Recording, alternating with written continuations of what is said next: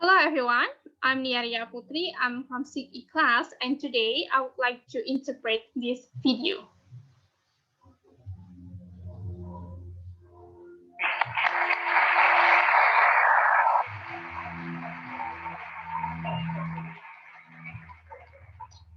Thank you very much, Dean Reels. I'm honored to be here. It's a privilege to see so many of you. I must say I'm thrilled to be at this great university, which has a tradition of open and democratic discussion, and I look forward to having a frank and full conversation, as we say in the diplomatic world. Terima kasih banyak, Dean Mario. Saya merasa terhormat berada di sini, suatu kehormatan untuk melihat begitu banyak dari Anda. Saya harus mengatakan bahwa saya senang berada di universitas yang hebat ini, yang memiliki tradisi diskusi terbuka dan demokratis. Dan saya berharap untuk melakukan percakapan yang jujur dan penuh seperti yang kita katakan di dunia diplomatik. Because the issue I'm going to talk to you about is there isn't one truth. Of course, truth is a relative term. At one point, the truth was the world was flat. When we talk about truth in science, of course, it's always relative. Karena masalah yang akan saya bicarakan dengan Anda adalah tidak ada satu kebenaran pun. Tentu saja, kebenaran adalah istilah relatif pada suatu titik kebenaran. Adalah dunia itu datar. Apa yang kita bicarakan tentang kebenaran dalam sains, tentu saja selalu relatif. But there are now more than 6 billion cell phones in the world today. 8 billion wireless transmitting devices. More than 50 billion are anticipated to form the Internet of Things. And we have to recognize that we don't know a lot about the public health and environmental effects of this form of radiation. Tetapi, ada sekarang lebih dari 6 miliar ponsel di dunia saat ini. 8 miliar perangkat transmisi nirkabel, lebih dari 50 miliar diantisipasi untuk membentuk Internet of Things. Dan kita harus menyadari bahwa kita tidak tahu banyak tentang kesehatan masyarakat dan efek lingkungan dari bentuk radiasi. You've mentioned some of my career. I won't go through this in any great detail, but I would say to you that probably the most important thing I did, and I see many people in this room aren't even old enough to remember it, but a long time ago, we used to have smoke on airplanes. People could smoke tobacco on airplanes. Ini Anda secara singkat, Anda telah menyebutkan beberapa karir saya. Saya tidak akan melalui ini sama sekali detail yang bagus, tetapi saya akan mengatakan kepada Anda bahwa mungkin hal terpenting yang saya lakukan dan saya melihat banyak orang di ruangan ini, bahkan belum cukup umur untuk mengingatnya. Tapi, dulu ada asap di pesawat. Orang bisa merokok di pesawat. And I was involved as a young scientist in the committee that actually reviewed the data and recommended that there be no smoking on airplanes. You may be shocked to hear that it was even a question for science at the time, but it was. And when I look at what we know now about mobile phone radiation, I see some very interesting similarities because there were a lot of questions that were raised about the safety of tobacco on airplanes. Dan saya terlibat sebagai ilmuwan muda dalam komite yang sebenarnya meninjau data dan merekomendasikan bahwa Anda tidak boleh merokok di pesawat terbang. Terkejut mendengarnya. Bahwa itu bahkan pertanyaan untuk sains pada saat itu. Tetapi itu adalah, dan ketika saya melihat apa yang kita ketahui sekarang tentang radiasi ponsel, saya melihat beberapa kesamaan yang sangat menarik. Karena ada banyak pertanyaan yang mengangkat tentang keamanan tembakau di pesawat. They were in fact legitimate questions, things we did not know. There are a lot of important questions to be asked about mobile phone radiation today, without any doubt. But the reality is we're not asking those questions. And with the exception of some researchers here and elsewhere, very little new research is being done in this field.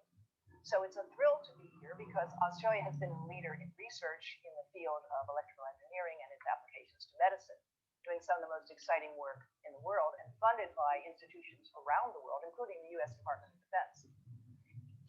Dan mereka sebenarnya pertanyaan yang hal-hal yang kami tidak tahu, ada banyak yang penting pertanyaan yang harus ditanyakan tentang radiasi ponsel. Hari ini, tanpa keraguan, tapi kenyataannya adalah kami tidak menanyakan pertanyaan itu. Dan dengan pengecualian beberapa peneliti di sini, dan di tempat lain sangat sedikit peneliti baru yang baru dilakukan di bidang ini. Jadi, sangat menyenangkan berada di sini karena Australia telah menjadi pemimpin dalam penelitian di bidang teknik elektro dan aplikasi untuk kedokteran, melakukan beberapa pekerjaan paling menarik di dunia dan didanai oleh institut di seluruh dunia dan termasuk Departemen Pertahanan Amerika Serikat. And I've worked at some of the top institutions in the world in science, and so when I first thought there could be something wrong with mobile phones, I actually owned 3 phones at the time. I own 2 now. And everybody has to downsize a bit. And I didn't believe there was a problem, and I thought if there were a problem, I would know about it because, of course, I knew all about what's important in science. Dan saya telah bekerja di beberapa institusi di dunia dalam sains. Jadi ketika saya pertama kali berpikir mungkin ada yang salah dengan ponsel saya. Sebenarnya memiliki 3 ponsel pada saat saya memiliki 2 sekarang, dan saya semua orang harus berhemat sedikit, dan saya tidak percaya ada masalah, dan saya pikir jika ada masalah yang saya akan tahu tentang itu, karena tentu saja saya tahu semua tentang penting dalam sains. Well, I was wrong. I liked the fact that I could call people or actually send them messages and expect an answer at all hours of the day, and found it kind of fun in the beginning. And when somebody said to me there could be a problem with this with our health, I said, oh, don't be ridiculous. If there was a... Saya salah. Saya menyukai kenyataan bahwa saya dapat menelepon orang atau benar-benar mengirim mereka pesan, dan saya mengharapkan jawaban setiap saat hari. Dan merasa itu menyenangkan pada awalnya. Dan ketika seseorang berkata kepada saya, mungkin ada masalah dengan kesehatan kita ini, saya bilang, oh, jangan konyol. Problem. I know about it. Well, I was wrong. And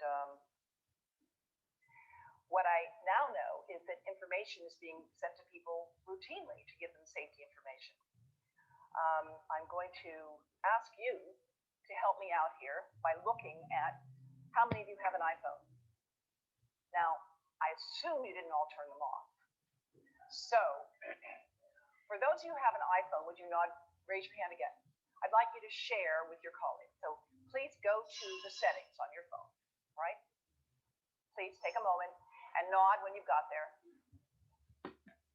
Jika ada masalah, saya akan mengetahuinya dengan baik. Saya salah, dan yang saya sekarang saya tahu adalah bahwa informasi sedang dikirim ke orang-orang secara rutin. Untuk memberi mereka keamanan informasi, saya akan meminta Anda untuk membantu saya di sini. Dengan melihat beberapa banyak dari Anda memiliki iPhone sekarang. Saya berasumsi Anda tidak semua mematikannya, jadi untuk itu yang punya iPhone, mau nggak angkat tangan lagi? Saya mau kamu share dengan rekan Anda, jadi silahkan pergi ke pengaturan pada Anda, pada telepon Anda. Tolong luangkan waktu sebentar dan angkat ketika Anda sampai di sana.